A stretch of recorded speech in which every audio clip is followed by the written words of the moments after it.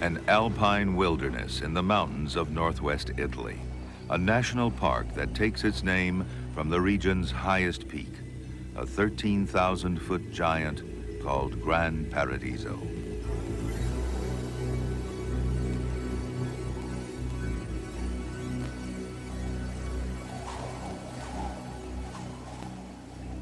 It's a haven for alpine wildlife, like the graceful chamois and the powerful golden eagle. But it's famous above all for one animal, the magnificent alpine ibex. For centuries, the ibex was hunted, almost to extinction. In the whole of the Alps, fewer than 100 survived. Gran Paradiso was their final refuge. In 1821, this precious corner of Italy was finally protected. Today, the descendants of those last few ibex number in the thousands. It's December, mating season for the ibex. For most of the year, the two sexes live apart, but during the rut, females are surrounded by eager males. Odor is an influential part of ibex courtship, so the male adds to his personal scent with strong-smelling urine.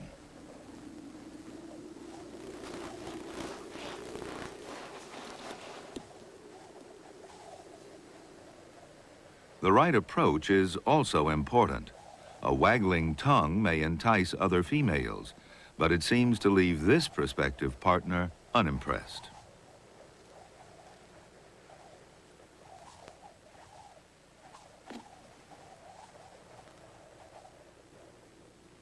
This male isn't taken too seriously because he's still young. The serious contenders for mates are the older males, identifiable by their great sweep of horn. Most contests are merely symbolic displays. Each combatant flaunts his strength, his horns, and his audacity. It's more like a parade of goods than a battle.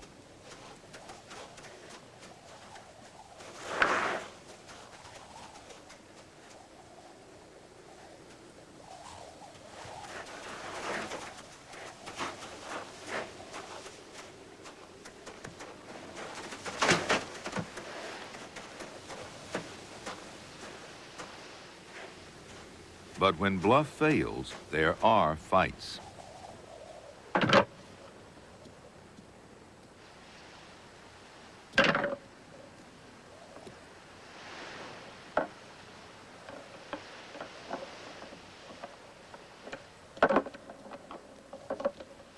In addition to simple pushing and shoving, each male tries to get the height advantage.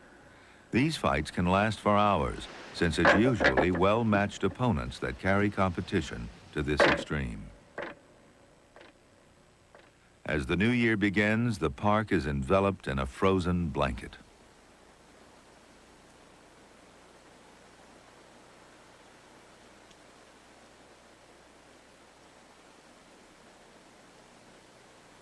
New snow piles upon the old. It cloaks the mountains with what can be a deadly beauty, even for the most expert of rock climbers, the chamois. Heavy snowfall is a warning that it's time to withdraw to the valleys below.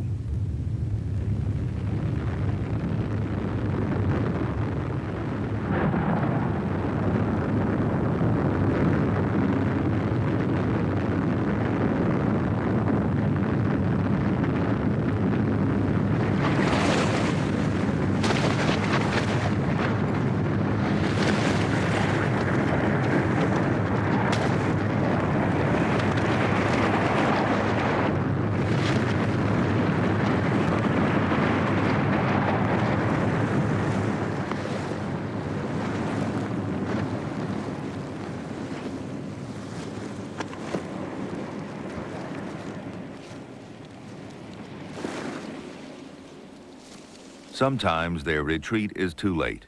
Each year, scores of chamois and ibex die in avalanches.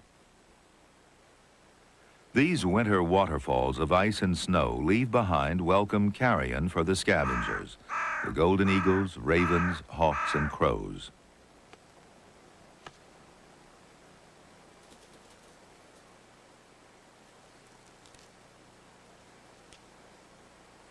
A golden eagle casually glides in to usurp the small scavenger.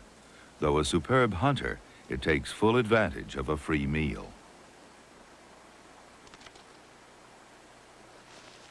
The crow relinquishes its meal, but not without protest.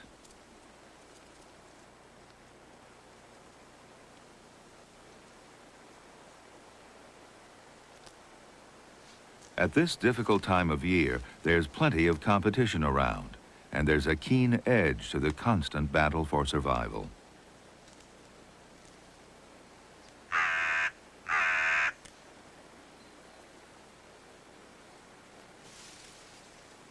But another eagle has its eyes on the same meal.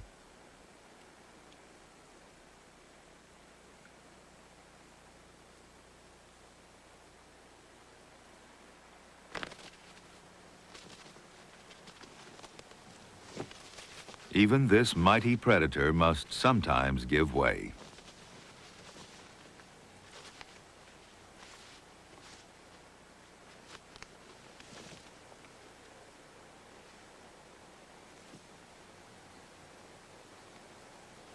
Its hooked beak and sharp claws serve the eagle well when tearing apart the frozen carcasses left behind by the cruel winter.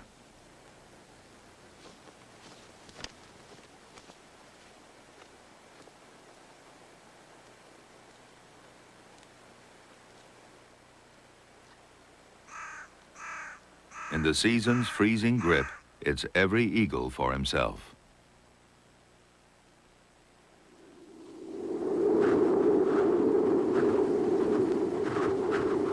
The alpine winter advances, accompanied by strong winds and bitter cold. Blizzards pile deeper and deeper mounds of snow on top of vegetation. Gran Paradiso's wildlife is now put to its biggest test.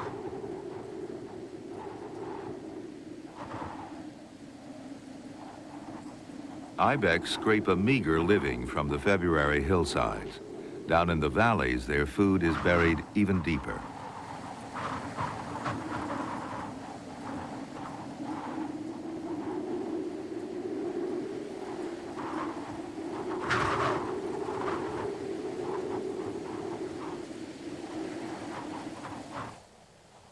Even in April, the snow continues to fall. Park residents await the warmth of spring. A redpoll, already in breeding plumage, huddles against the final blows of winter's winds. Rummaging through the alder catkins, he finds the last of autumn's seeds.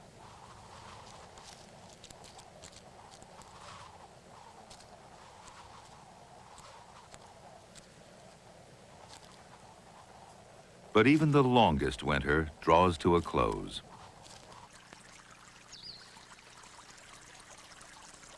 Melting snow reveals patches of earth, streams begin to flow, and migrant birds return to the valleys of Gran Paradiso. A white wagtail forages along the cold mountain stream. This bird prefers the stream side, cold or not, but it likes to keep its tail high and dry.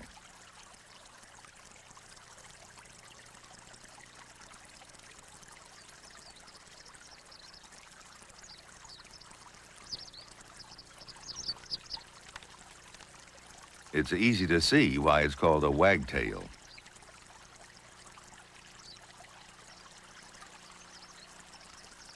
It catches the first insects of the new season, a sign that life will soon be different here.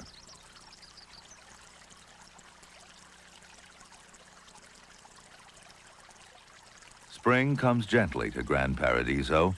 The soft song of birds at dawn greets the changing season.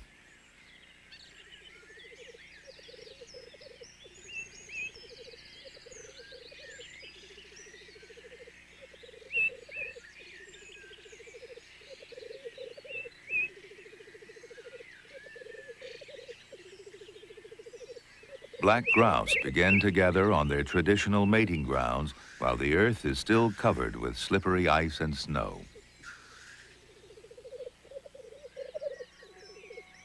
The males display together, hoping to attract mates with their elaborate prancing. Most of this activity is also accompanied by a variety of calls, from gobbles to crowing.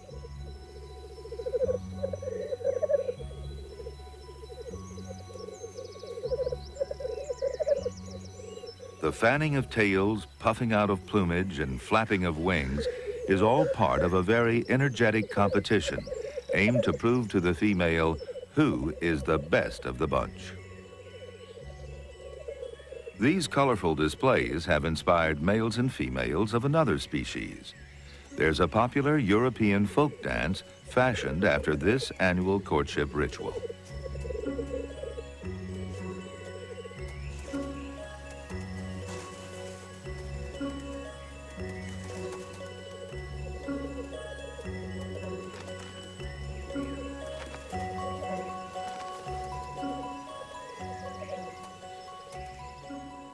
Soon, the crisp air is warmed under the radiance of the sun. Anemones and crocuses herald the new season. It's spring in Gran Paradiso.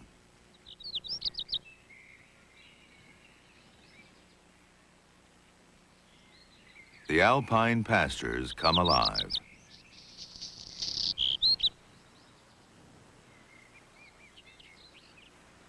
For the water pipit's breeding season has just begun.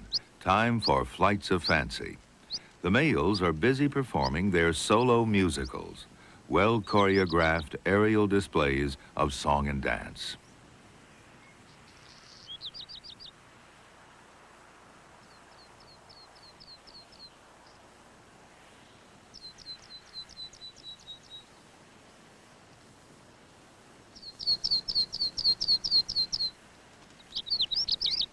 These flights serve a dual purpose.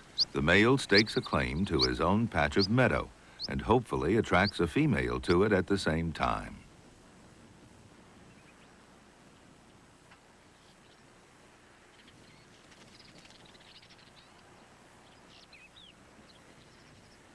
Violet blue gentians bloom in clusters as spring progresses up the mountain slopes.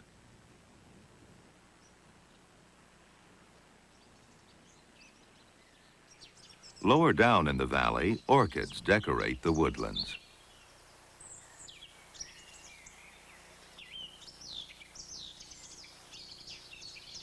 These forests are a mix of trees, aspen, poplar, larch, and fir, and the woods are full of new activity.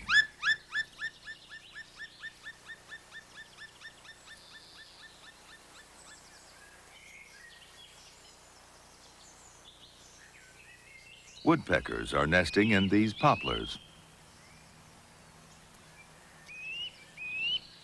This male black woodpecker has been sitting on eggs, but soon the female will come to replace him. As the male flies off to find food, the female dashes in to take over, carefully checking out the situation at the entrance before going in.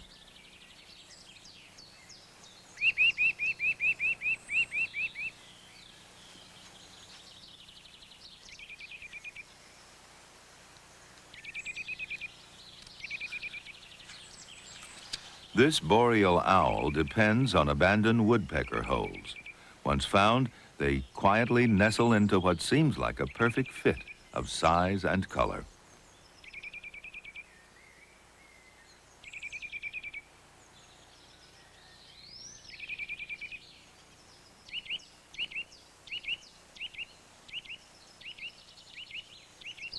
With a little remodeling, the nuthatch also uses woodpecker holes.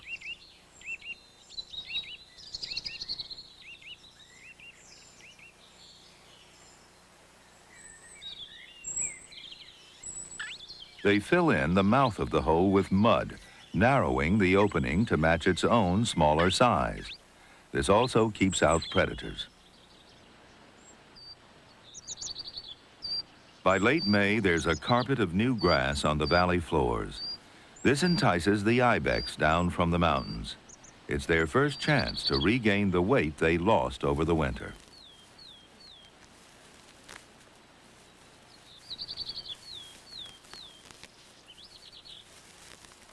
The hungry males graze intently, meeting this white wagtail eye to eye. It's waiting to catch the insects flushed out by all the activity. This position may look awkward, but it helps the ibex reach the new spring growth.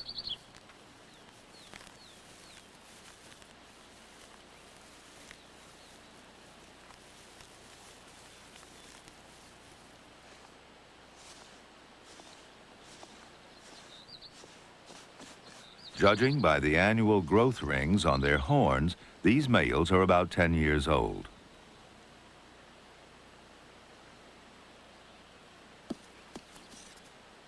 The mating season has ended, and the females are living their separate lives. But the males still engage in their trials of strength. Each year, the hierarchy is re-established by sparring.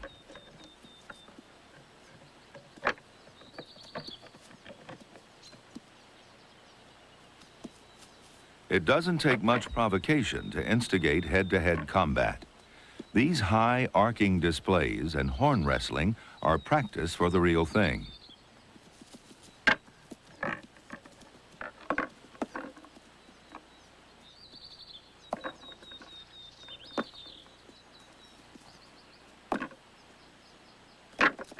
If you don't have your own opponent, there's always the option of joining someone else's fight.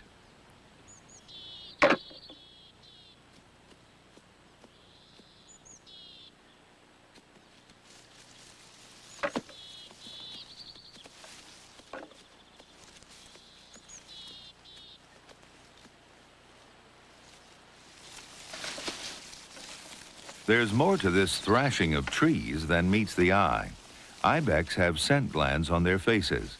Marking the trees lets other males know who's around.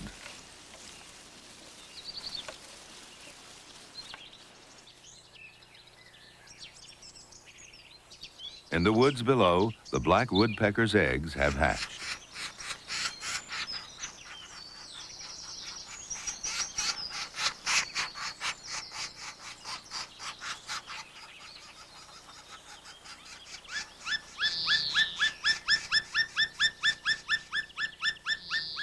Both parents are now fully occupied bringing food to the demanding chicks. The female returns with food stored in her crop.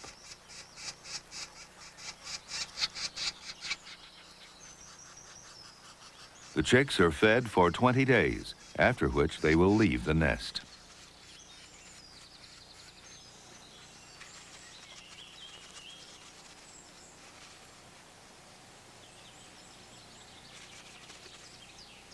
She keeps a watchful eye out for predators such as pine martens, which find the hatchlings easy prey.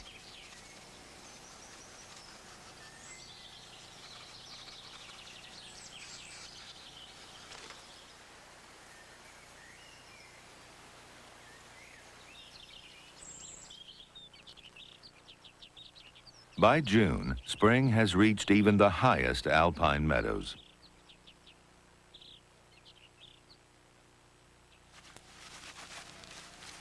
Marmots have emerged from hibernation.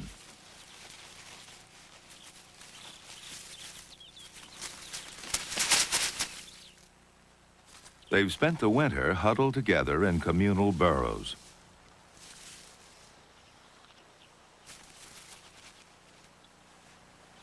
With seemingly playful tussles, the young from earlier years are driven off to establish new colonies.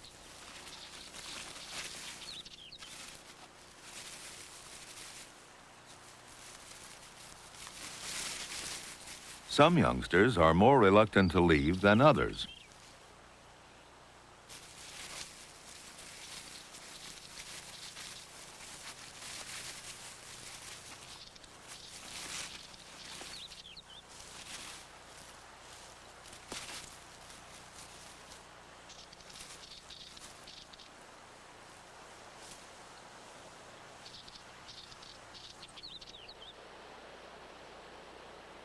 Pregnant female ibex have moved to the safety of the precipitous cliffs of Gran Paradiso to give birth. These traditional calving grounds are used year after year.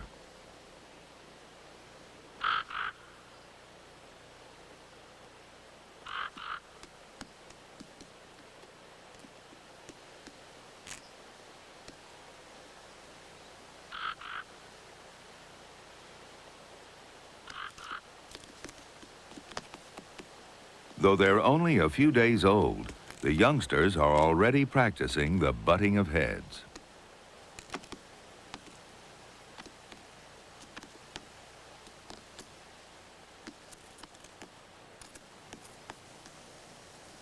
Wolves were once the main threat to young ibex, but they were hunted until there were no more. Now the greatest danger is the golden eagle.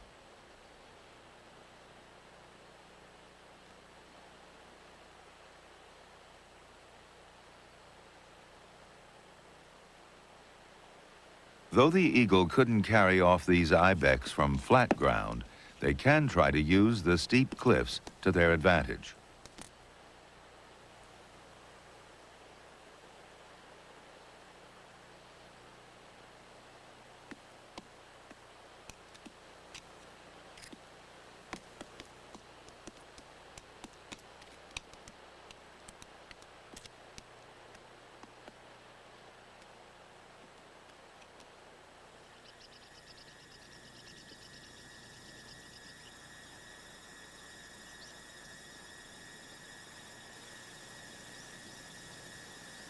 By drifting down to its nest below and holding on with all its might, sometimes they do succeed.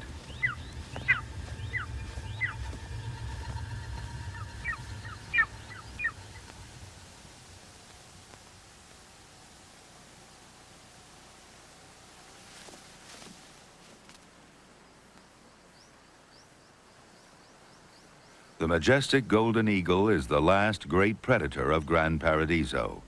It can take young chamois and ibex, but it's usually smaller prey, such as hares and marmots, that make up an eagle chick's diet.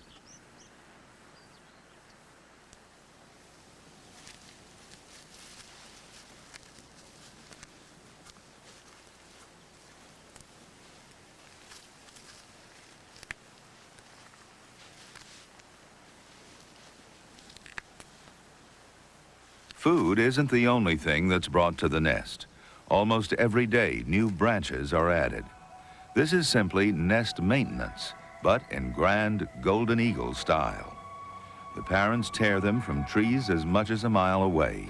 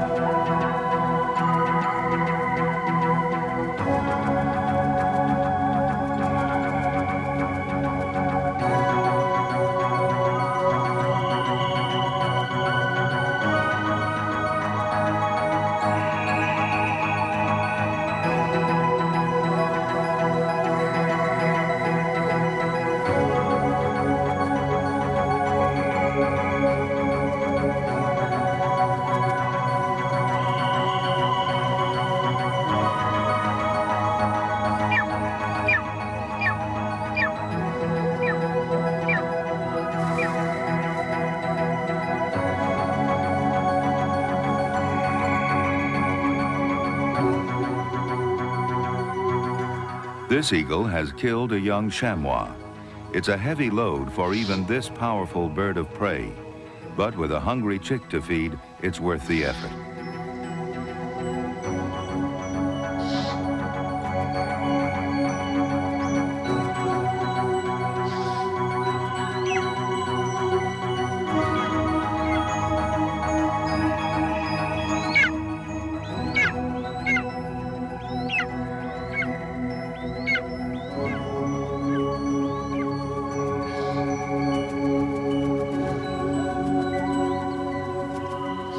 Getting it back to the nest, however, is a different story.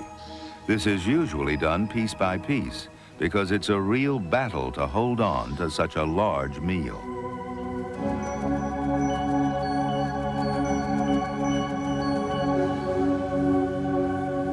Once again, the eagle will search Gran Paradiso, but this time for lighter prey.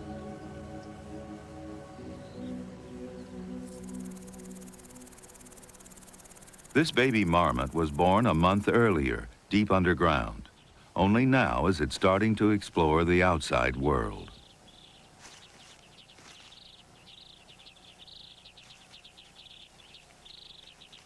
Marmots live in colonies. Each has its own territory with a complex of holes and tunnels. There can be more than one adult female in the group, but only one breeds each year. So these young marmots are brothers and sisters. Bonding is established and maintained through a very specific family smell.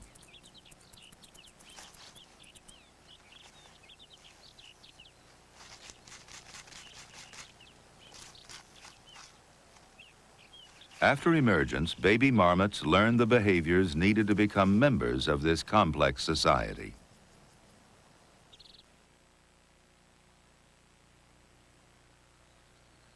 By July, the high alpine meadows are a playground for young animals of many kinds. These are baby chamois, 2 months old, and growing in strength and agility.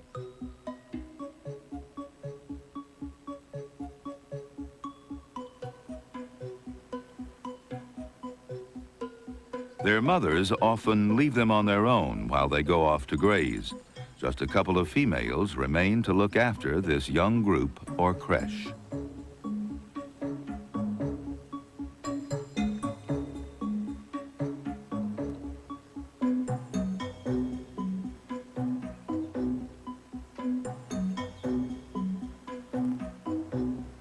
The young bounce around comically with what seems endless energy. But this play is good preparation for life on the steep slopes of Gran Paradiso. Chamois are among the most agile of mountain wildlife.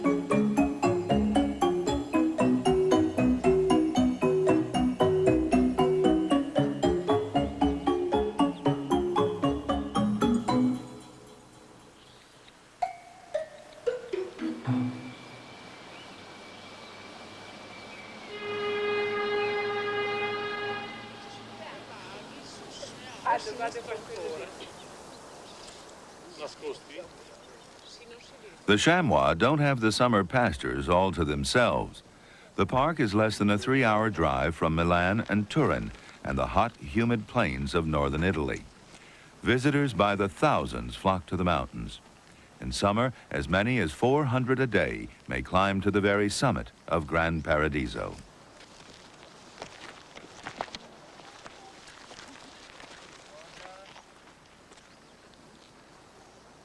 What they come to see is this, the Ibex, the symbol of Gran Paradiso.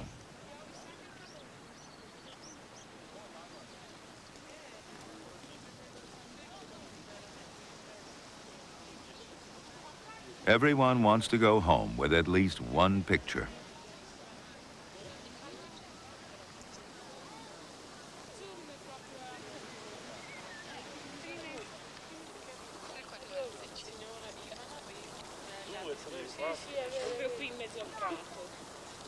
Ah, lì, sulla destra, vedi? For the alpine chough, leftovers are a welcome addition to their usual diet of insects.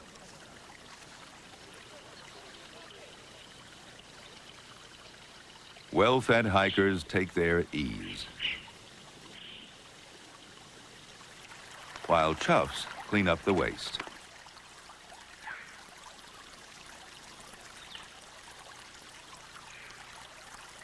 For most animals, though, the influx of visitors brings little benefit. And there is yet another invasion to contend with.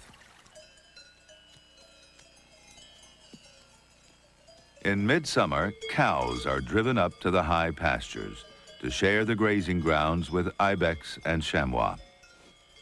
90% of the land in the national park is privately owned, and although traditional ways of farming are on the decline, grazing rights are still exercised. For 3 months each year, the herds are kept at summer farmsteads high in the mountains. Their milk is made into butter and cheese.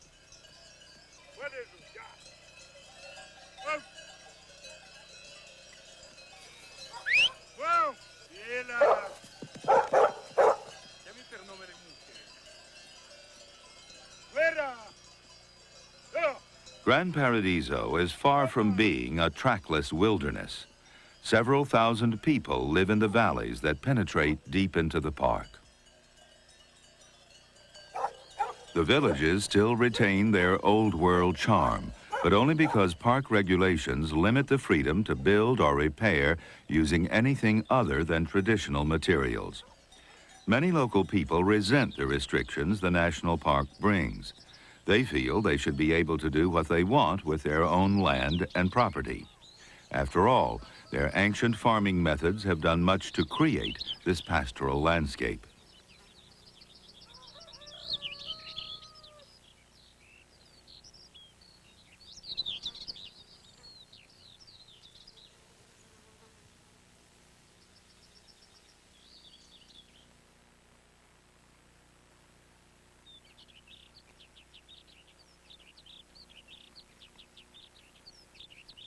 Away from the villages and the tourists, there's still serenity and refuge for the Ibex.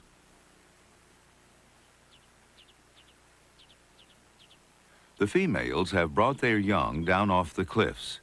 The mothers need the easier grazing of the more gentle slopes, and the young are big enough now to be safe from eagles. Few visitors to the park will see these Ibex. Mothers stay well away from the hiking trails.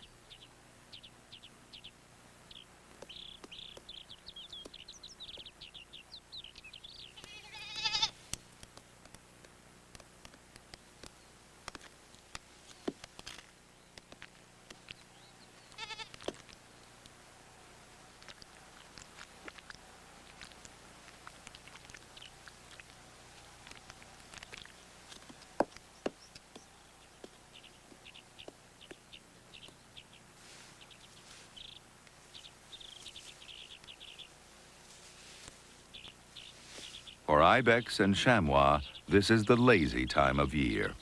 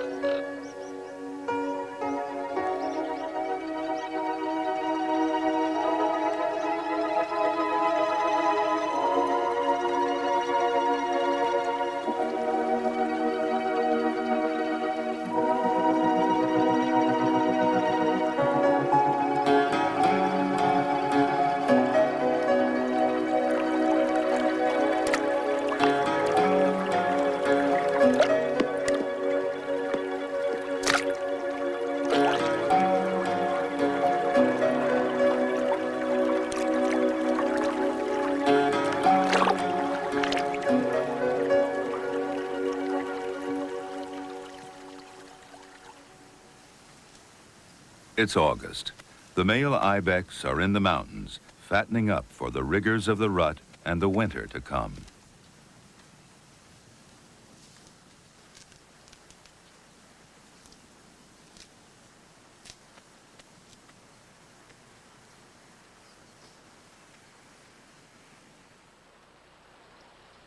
Higher up, there's still snow on the glacial peaks.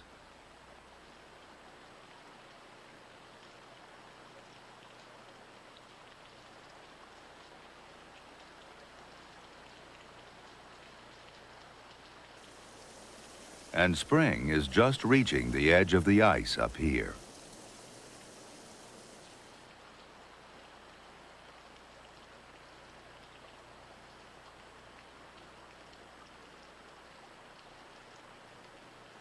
When the first flowers are blooming, it's already autumn in the valleys below.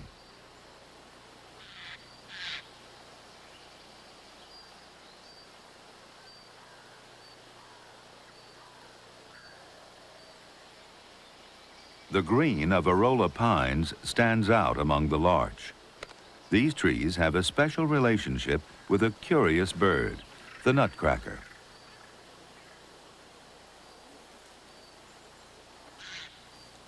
Nutcrackers eat pine seeds which are concealed under the scales of the cone. They're too heavy for wind dispersal and rely on nutcrackers for that.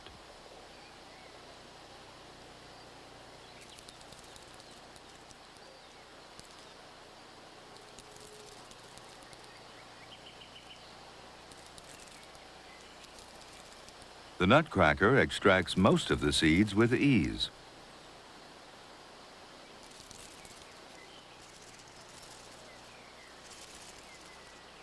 But if a cone is too tightly closed, it pulls it off the tree, takes it to a suitable anvil, and hammers it open.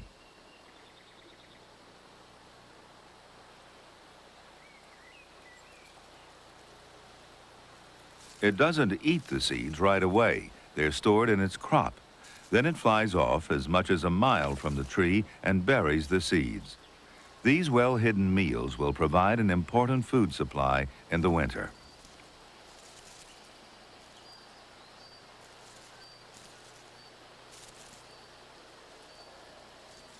In the months to come, the nutcracker will find many of the seeds, but some will be forgotten. These will germinate and grow into new trees. That's how Arola pines come to grow high on the majestic mountain ridges of Gran Paradiso.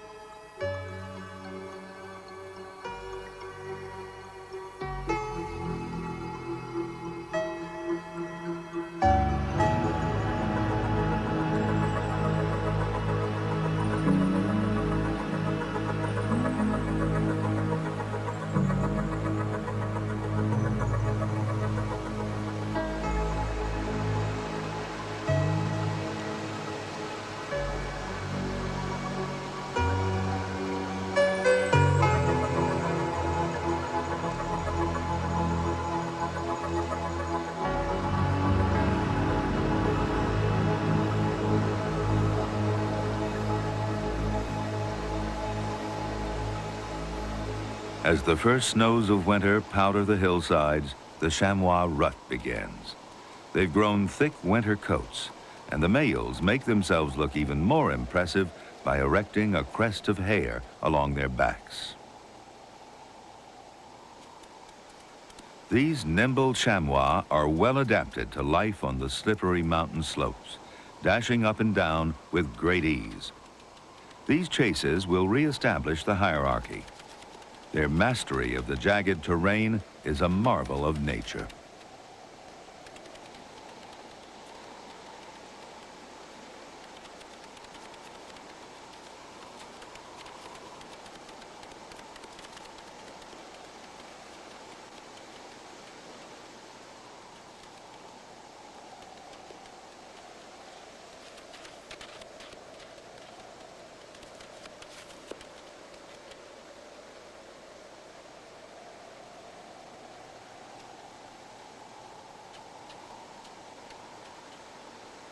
Inside the park, the chamois have few enemies. Outside, beyond the boundaries, it's different.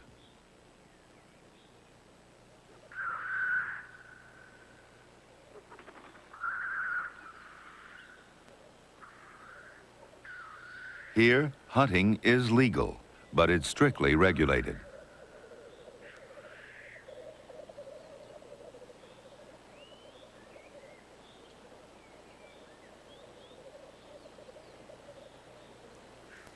A license allows each hunter to kill only 2 chamois, and they have to report every kill at once.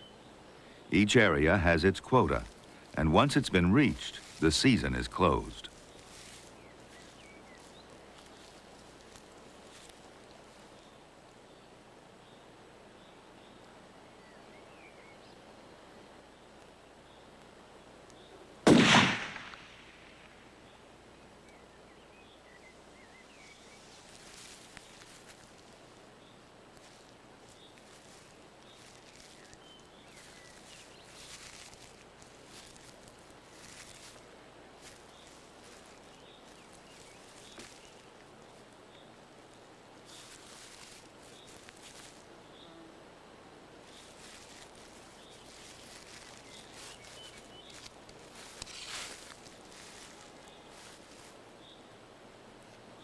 Hunting has a long history in these mountains. It wasn't always so controlled, and ibex as well as chamois were killed. Ironically, the park owes its very existence to hunting. This is Castello di Sari, just north of Gran Paradiso. At one time, it was a royal hunting lodge, and it's decorated with the horns of 1,000 ibex.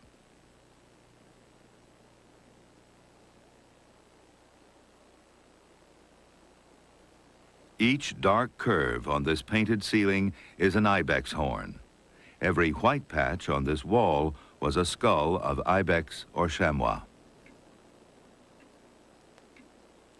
Gran Paradiso became a hunting preserve in 1821 because of concerns for the future of the ibex as a sporting quarry. They were protected so they could build in numbers and be hunted again.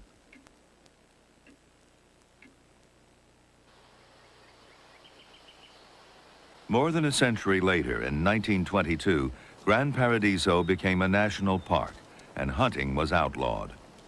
Today, park rangers carry guns of a different sort because the ibex have a new problem: overpopulation. The last wolves and lynx were killed long ago, so predators no longer curb their numbers. In a hard winter, many die of starvation and disease.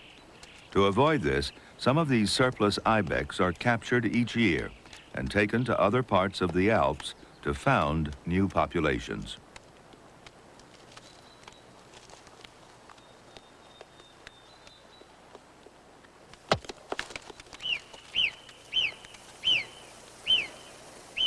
They're shot with a dart that injects a powerful tranquilizer.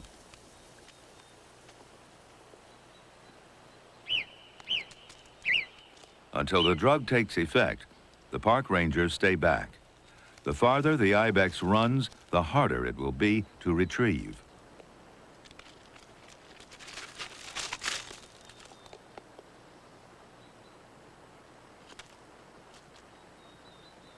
Even so, they don't always go down in the most convenient place.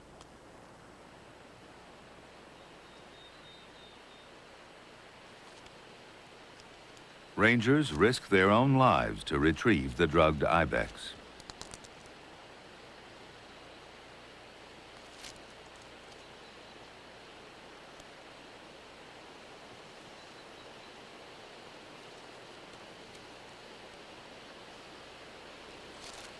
This stage of the recovery is critical. The animal is still conscious, and one step would take it over the edge.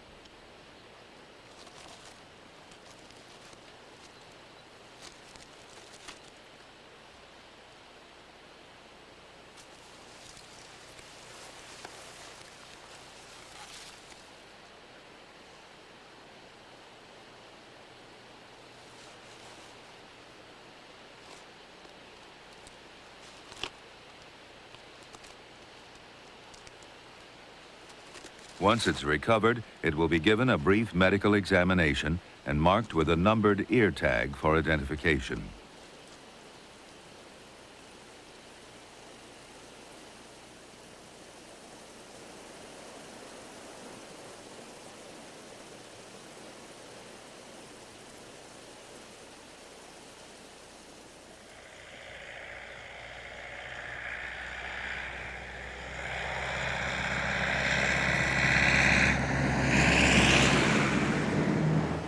The animals are loaded into crates and driven overnight to their new home. They're destined for the mountains above Lake Como, east of the park.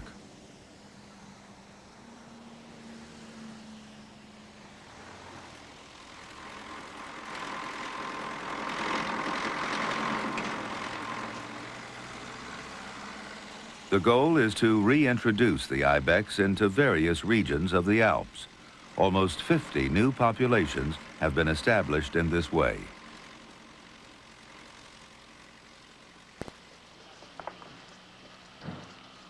Vedete con la testa girata già giusta. Pedoni con la testa già girata.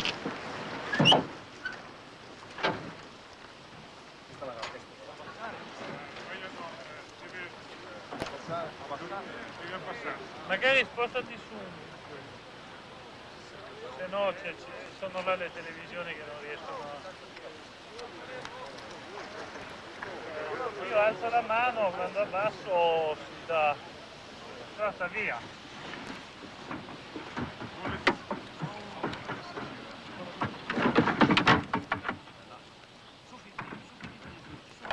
Lasciate pure tranquilli, lasciatele pure. But there's still too many ibex in Gran Paradiso, and some people believe hunting should be allowed inside the park, or that wolves and lynx should be reintroduced to control the overpopulation.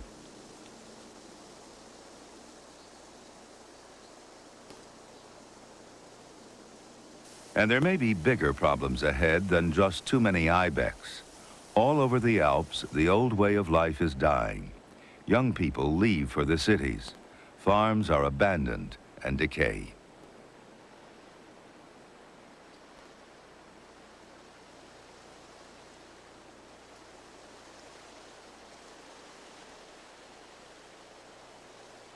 Local people argue that they need some new means of earning a living to reverse the drift from the land.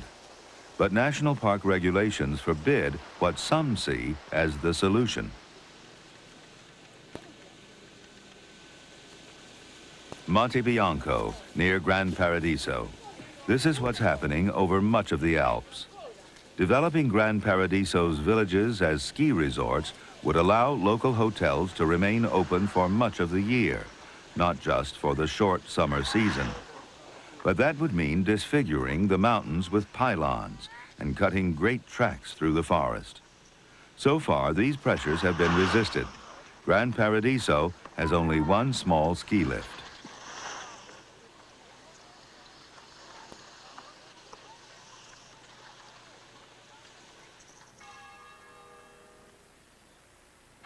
There is some skiing in the national park, but most of it is cross-country. Although much less damaging to the environment than downhill skiing, it's not entirely benign.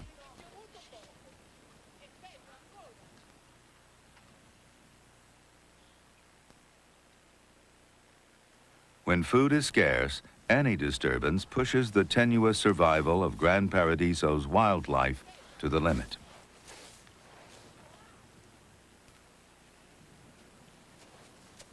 So, who is Gran Paradiso for? Is it for the visitors who come to see a supposedly pristine wilderness?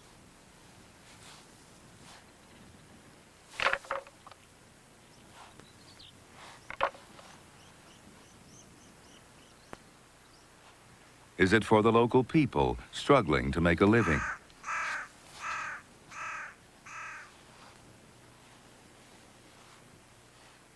Or is it for the animals, these last reminders of an Ice Age Europe that still miraculously survive?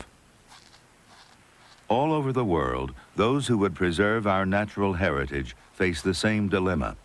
The answers to these questions have relevance far beyond the boundaries of Gran Paradiso.